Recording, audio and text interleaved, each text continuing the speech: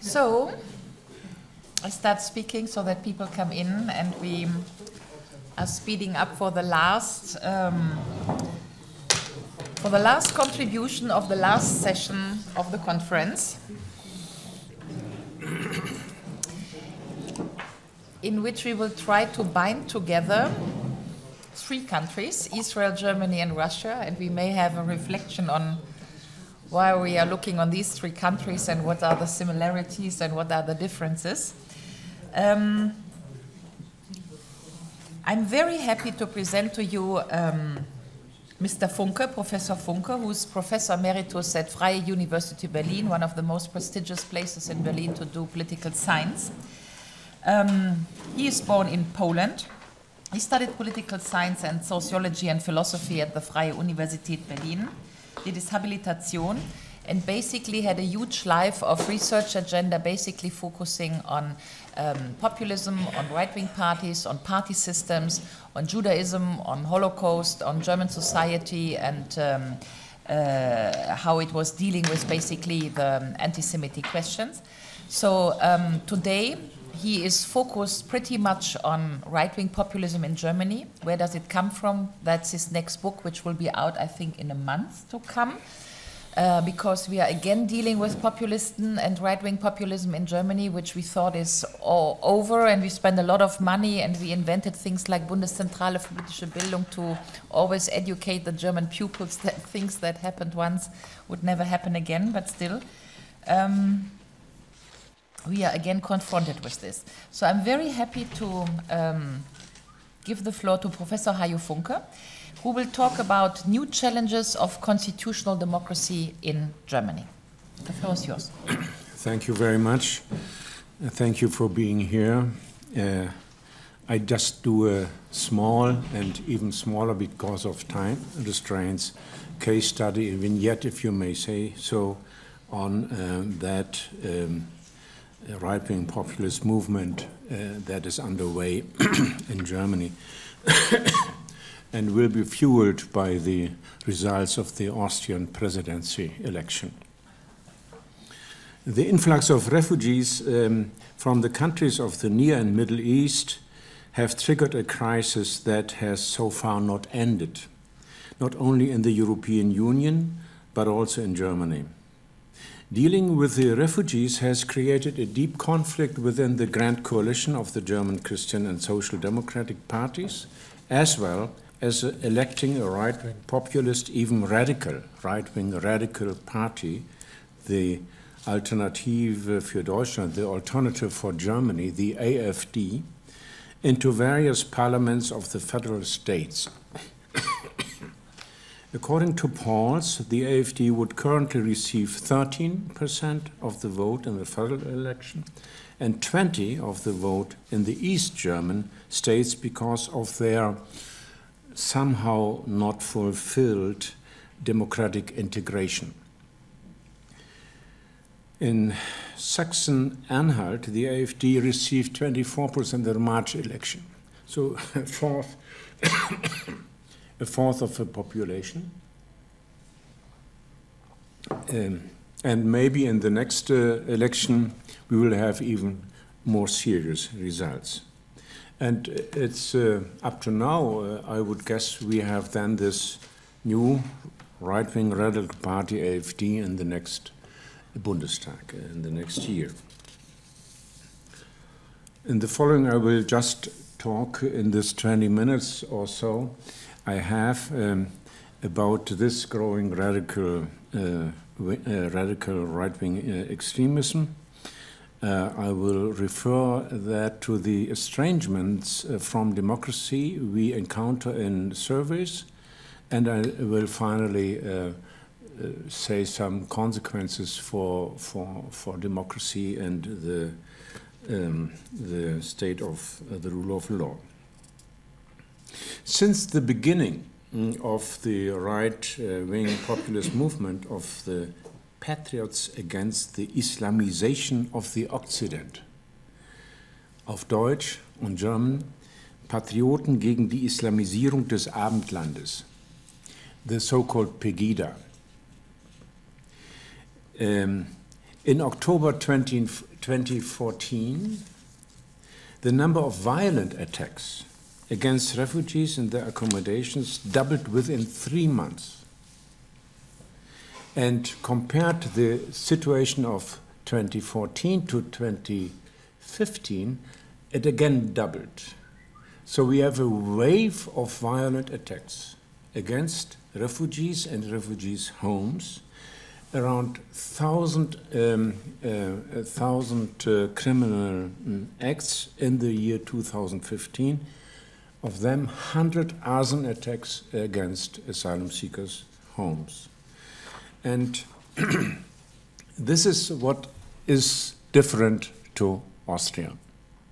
So we have a different kind of movement, a different kind of right-wing populist movement by the AfD, and then and before, in parallel, the Pegida movement.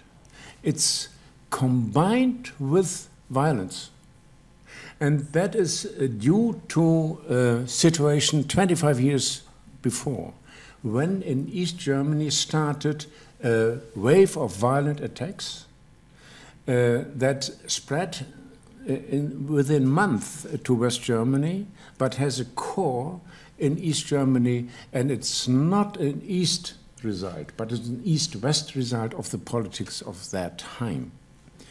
So what we have is, contrary to Austria, I reiterate it, a brown shadow, ein Saum, ein Gewaltsaum, a brown shadow of violence that is often overlooked in describing the potentials and the dangers of that kind of right-wing populist or right-wing radical movement and party. So this is a specific. I can end here, we can discuss it. That's the specific situation, and that's especially dangerous because it goes to violence. And it's even more dangerous because of the circumstances, the law enforcement institutions are dealing with that problem. There are lacks of dealing with it in Saxonia and other places. A kind of weakness of policy units, and especially the secret services who led through the National Socialist Underground for 10 years and having killed even 10 foreigners, Turkish persons and one Greek person. So we have a special weakness in dealing with that in Germany. That's, I think, the core problem that is instigated by the unleashing of resentment against the Muslims, against the foreigners, and especially against the refugees. And that is done by a typical concept of right-wing populism. To my estimation, it has 3 points. They say we are the voice of the people that we ourselves define.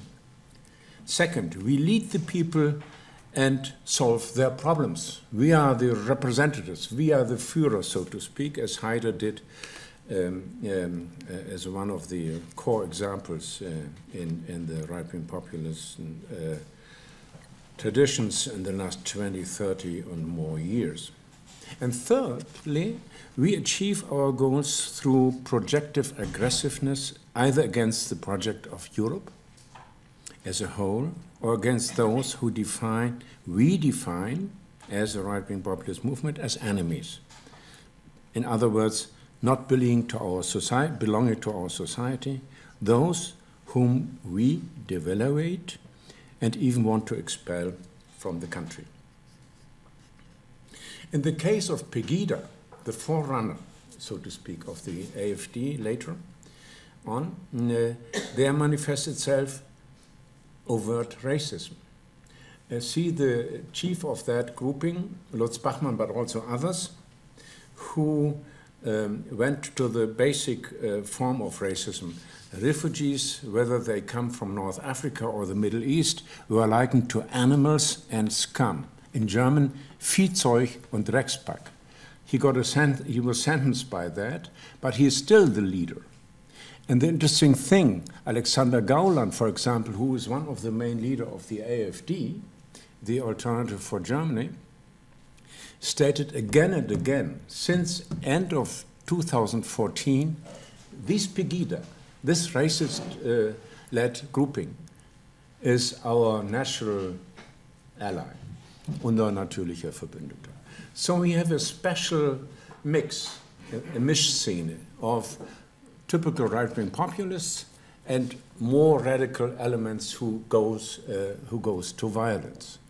And it's a mix. You can't separate these three groupings: the Pegida movement, the AfD movement or party, and the violent groupings around. These are the remnants, but still very active, of often neo-Nazi groupings, and they are up to violence for sure.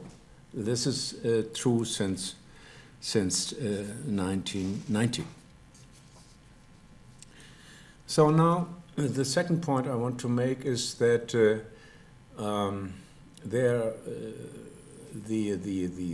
rise of that kind of right-wing populist movement is due to estrangement of democracy. It is evoked by the refugee crisis, but it has deeper roots. So aside of this refugee crisis, what is done in not a good crisis management, although they try now more and more by the government, the deeper roots are that they, especially those who vote for that kind of AfD, feel themselves powerless. No one asks us anyway, or we see ourselves as political and socially disconnected. So that leads to a diminution of legitimation of democracy. Studies, especially the Thuringia Monitor of Thuringia, an East German state, shows that very precisely. Unhappiness, frustration, estrangement manifested itself in the perception of economic and social injustice, in the dependence from fiscal policy decisions as a result of the global financial crisis and the euro crisis, and the alienation from the European Union itself, perceived as an alien and distant set of institutions. The experience of powerlessness in the face of globalized capitalism and a series of corruption scandals, such as the VW diesel crisis or scandal, or those in international football, further fueled this perception. And of course, wars, especially in the Near and Middle East, one of the main causes of the refugee influx, functioned as a major factor in the sense of collective helplessness. And this war perception has deepened in the last year, and without a kind of concrete perspective out of it, especially not with Putin, especially not with Erdogan, especially also not with Obama and the previous US president, who in a way instigated that crisis in the first hand in 2003 and further on. And Thomas Friedman called it at the time the pottery barn principle. You break it and you own it. But under Obama, the US has done everything possible to extricate itself from Iraq, especially in 2011. In other words, the Americans broke it but refused to own it. So that creates a problem. We have to realistically face up to. But concerning the East Germany, we have that special problem of, perceiving themselves as second-class citizens. Helmut Schmidt discussed that throughout the 90s, a specific estrangement from democracy in big parts, in the rural parts, as you described it yesterday, not only in France, but also in Eastern Germany, but overall to a higher degree in Eastern Germany compared to West Germany. So the elements of the Eastern European crisis, although East Germany is integrated in the Federal Republic, as we know. So what we see in the Turing Monitor is a kind of Schönwetterdemokratie, a kind of fair weather democracy, and has now to face up to this refugee things and to the economic despair of a big portion of the population feels. So the satisfaction with democracy is low. According to that survey, it's 47%. That may be good for other countries, but it's compared to West Germany very low. It represents a kind of alienation from democratic values, institutions, and practices among large parts of the population. Anti-democratic and populist forces are exploiting such distinct skepticism, loss of trust, and growing frustration. These forces result in resignation and political apathy, such that these forces are met with little resistance. The threat to democracy is created, in other words, through a hollowing out from within. As you said it with respect to Europe. So, and you have numbers, for example, 52% view themselves or the Federal Republic as over-foreignized. That's a kind of attempt to translate Überfremdung. And it's especially true for Thuringia, although they have just 3% or so of foreigners there. So they are not used to that, if I may say so. There are other problems. They are kind of, as it is in an English term, there's a kind of nativism in the perception of themselves. And still 29% believe that Jews are trying to benefit from having been victims during Nazi rule. So there's an aggressive attempt against others. To make it short, because I have just 3 minutes in my perception. 5. Good. Okay. One should note that there has also been a significant decrease in anti-foreign and ethnocentric attitudes in the last year before 2015. And then we have a sudden rise before even the high momentum of refugee crisis in September was reached. So we have a 50% more of right-wingish worldview in that same study to 25%. And that's those who vote for the AfD. That doesn't mean that they are identical, but you have, you know, the potential of clear-cut right-wingish worldview in a lot of that East German states. And that can even be triggered if there is no way out in a more constructive policy. And that is what I come now to in my final conclusion elements. But before, I have to quote one person who represents this radical faction. And the radical faction within the AfD, I mean, is just now the dominant one. They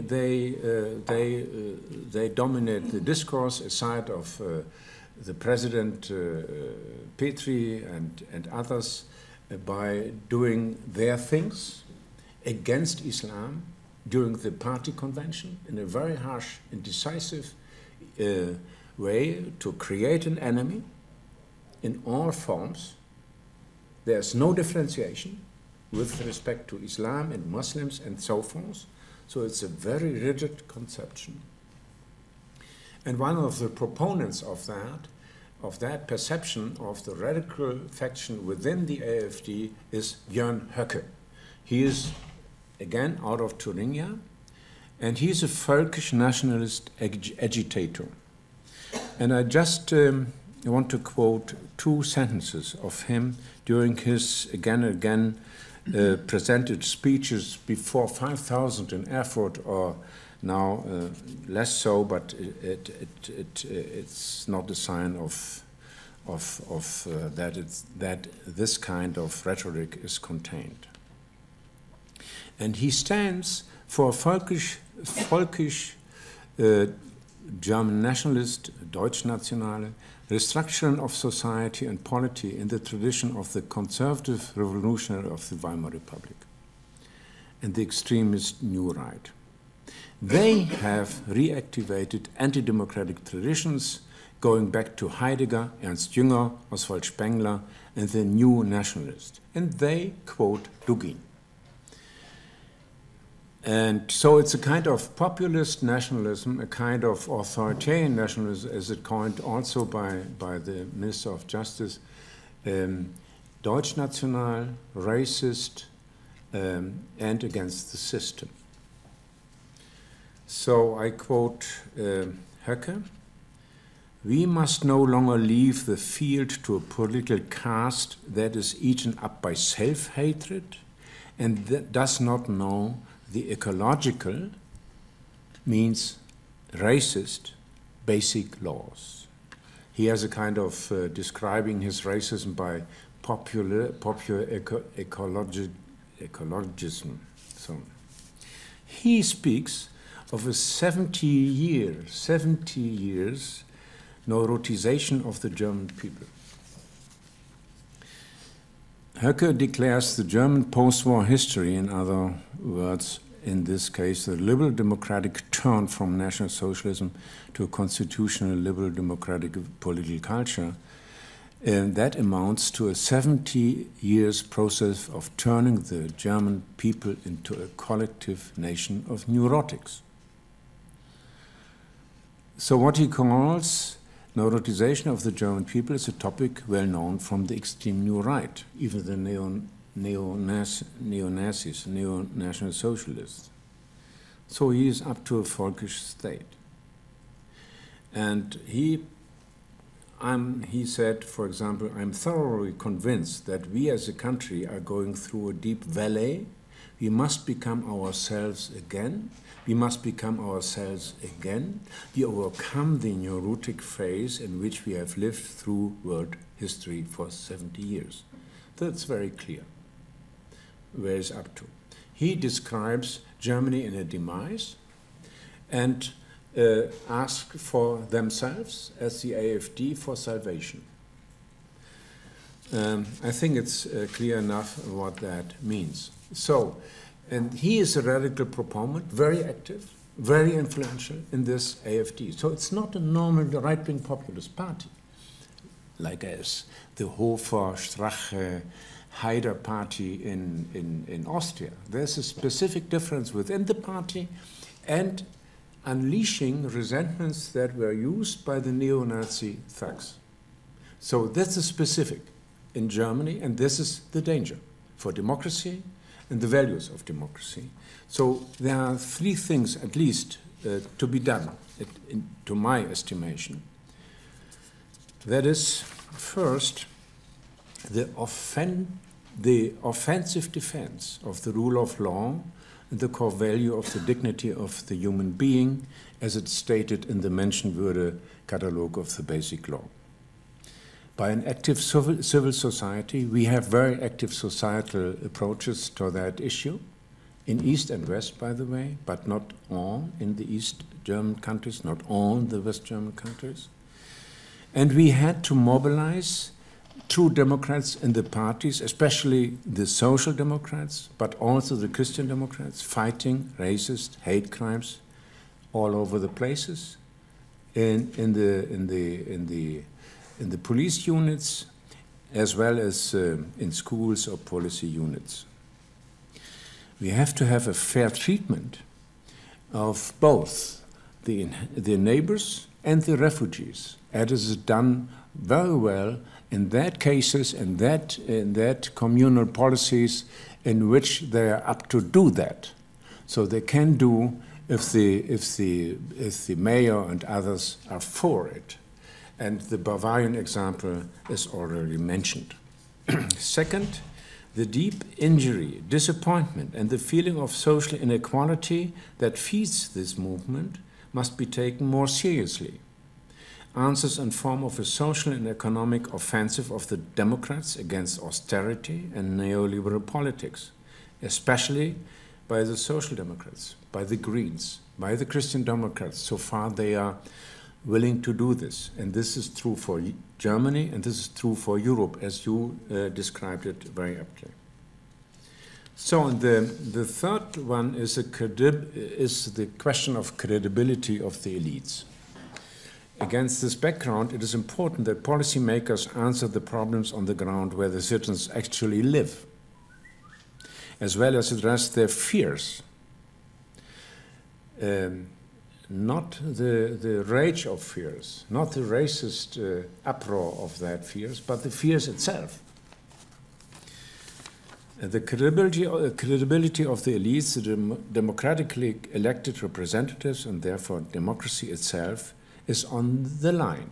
They have to do it. They have to be active. Thank you.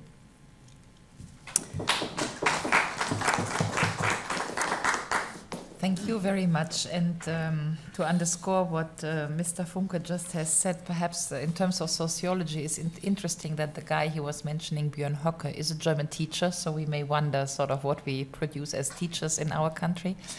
And Mrs. Petri happens to be Stipendiatin der Studienstiftung des Deutschen Volkes, which is the most distinguished sort of a college where you can get your studies promoted from. So we have two prominent AfD leaders which have been subsidized by the German state to do their work.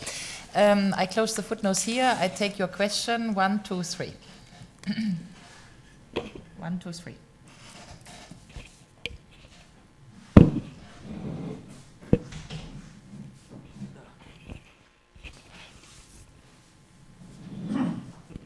Yes, it is alarming what you're saying in terms of a violent intolerance, and that does not seem to be an effective mechanism to confront it, whereas, for instance, here in Israel, we have an internal security services. In America, there's the Federal Bureau of Investigation, and in fact, in America, that has had to be used that way to solve a crisis similar to violent intolerance there with the takeover of federal lands. By federal, I mean American national lands, and the FBI, the Federal Bureau of Investigation, had to come in and stop this takeover. And it's worked before.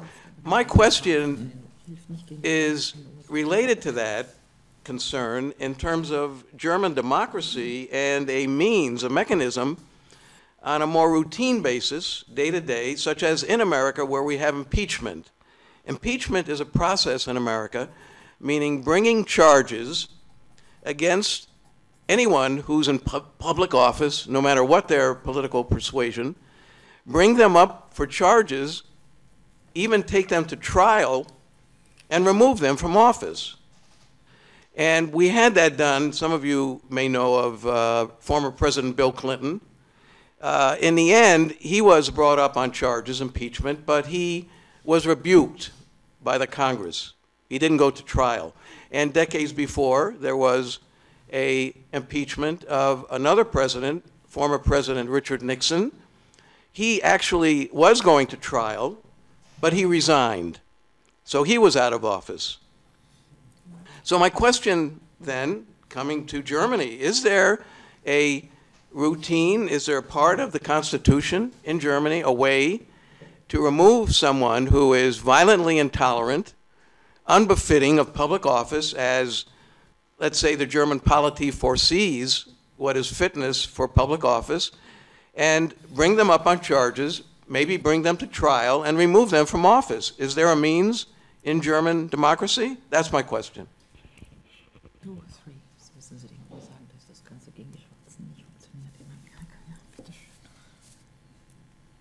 As far as I know, and you also mentioned it, in Austria, there are not as many, relatively speaking, incidents of violence against Muslims and refugees as there are in Germany.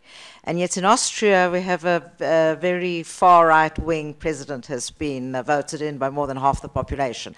So how do you explain that? Why in Austria, like if you're looking from outside on the ground, there isn't that much violence as in Germany, and yet the right-wing the far right-wing is elected? Okay, 3, 4, and then closure, and then 4 minutes answers to 4. I want to ask a little bit a provocative question, so excuse me. Can you seriously exclude the possibility that a person like Hitler wouldn't, if you look at Austria, wouldn't arise in Austria? And if that's the case, wasn't Bismarck right? If you want to save the European Union, to exclude a possibility like that?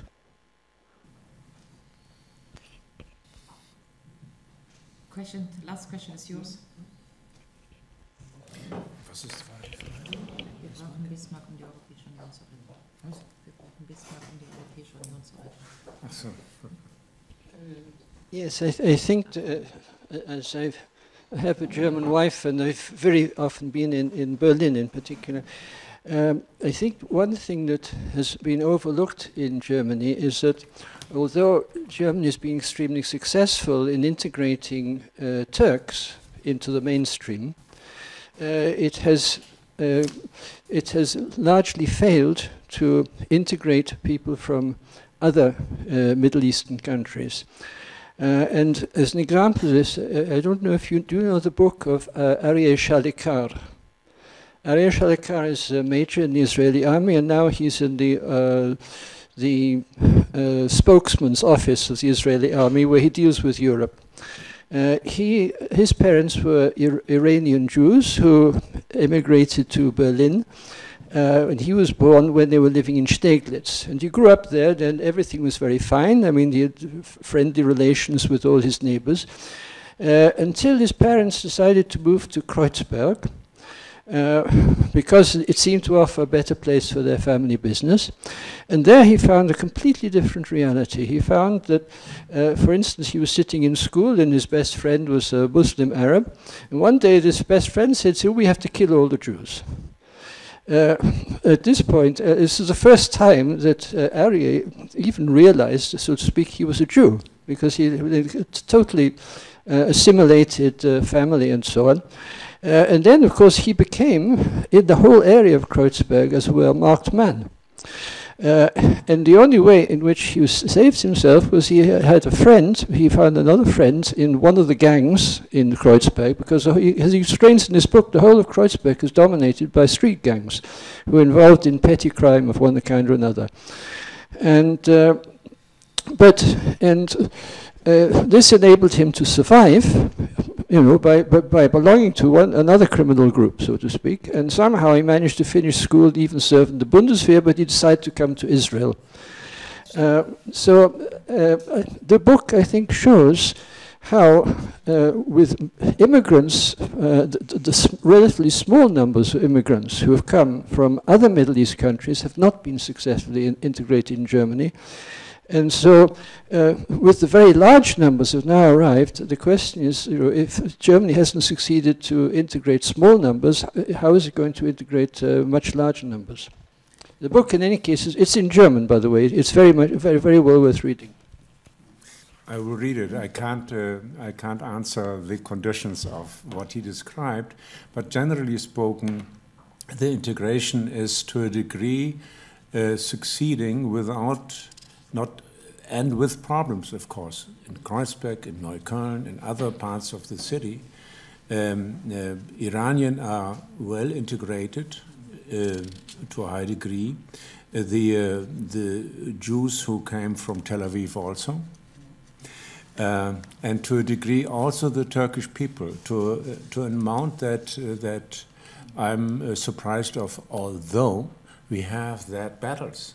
We have the battles from right-wingish thugs. They act violent. So we have both sides. And up to now, there was big attempts to integrate, especially also in Berlin with the famous Barbara John, who did that for decades. On the other hand, we have the new wave of influx of refugees, and that's up to our society to deal with, and hopefully the management of the institutions and the people on the ground can stem that. There are good examples. The majority of examples in the communal and state levels are positive, or according also to a newer survey. So the historians debate on how Bismarck can save Europe.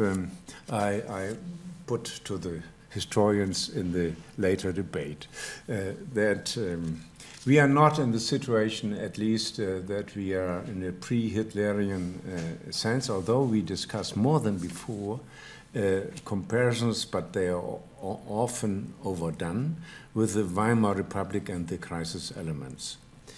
Why in Austria? That's a clever question. I know a bit of Austria. I know that I was in 86, 30 years ago, when there was a wing against Jews during the election campaign of Waldheim. And this was the year when Haider radicalized the Freiheitlichen, the FPÖ, the right-wing populist party, in the same year. So there was a wave that was aggressive against others, this time against Jews. And this was used by Haider to create a new Deutschnational aggressive course. And then he had his interaction with the Conservative Party OVP, the Österreichische Volkspartei, in 2000, where he was part of the government. So they were accepted. And after a long period of acceptance, they finally can have today the presidency of Austria. So a dangerous situation, because the presidency can do a lot of difference if they want to. And this happens all with limited action of violence. Although they are there, we have also right-wing terrorists to a degree, very isolated. But in Germany, it's a total different situation with respect to the early 90s, where there was a wave of aggressive violence supported by neo-Nazi gangs and ideologues, especially from the West. They interacted with the fascists of the East and did a dangerous wave of violence for 2, 3, 4 years, and there's still a kind of stable core groupings and network of violence, attackers and neo-Nazi ideologues. So that's a difference. The final question is about impeachment. The impeachment of the government isn't possible compared to the United States situation, but there is no reason for kind of Nixonian scandal up to now. What we have and what I want to refer to is if police units can be ousted, or police units presidents, if they are doing wrong. And there's a limit. This is also true for the secret services. They did their own work, not controllable by democratic standards, although during the phase in which the terrorists were active in Germany against Turkish people in the 2000s, there was clear letters even from foreign secret service to say, you, as a Verfassungsschutz in Germany, has to act. And one of the letters came from one of the secret services of Israel, but there was no reaction. So you mean to say that if that leader of the party that advocates violent intolerance to foreigners can just stay in office and that's acceptable to the government of Germany? No, I think he didn't say this, and I think you continue this conversation over lunch, and I think what we learn is that your secret services, that the secret services of Israel is providing useful information to the German secret services, which is... To remove someone from office who's Oh, maybe I should do one sentence. Those presidents of the AfD tried to shy away from addressing directly acts of violence. No, they don't do that. They unleash resentment, what are used by the brown shadow of groupings who are do it kind of clandestinely. No, obviously we have processes. No, not like it. Yes. Hey, can we perhaps end this wonderful conference not in a neither internal Israeli You're wrong about that. Okay, I'm the chairwoman of this session, and I want to basically conclude in peace, right? So that would be a nice option, at least for an academic community. So I would like to go for internal peace in the Israeli community to figure out your domestic problems about what your democracy is about. We learned a lot in this conference. I'm very happy that we had 1.5 hours of discussion and very interesting topics on political thoughts and the whole thing. I'm very happy having learned that the Israeli Secret Service provides us with important information how we figure our democracy and how we can remove people. So please give us more. And if that session and that conference from the Leer Institute helped us all to get a more clear understanding about how much democracy is already in danger and how much we perhaps should act and not only talk about, then I think this is a very wonderful come out of this conference. I have been very happy having been here. I think the German sort of delegation Israel has always a wonderful energy to spend. I'm thankful for this, and I wish you a nice sort of end of other half of the day.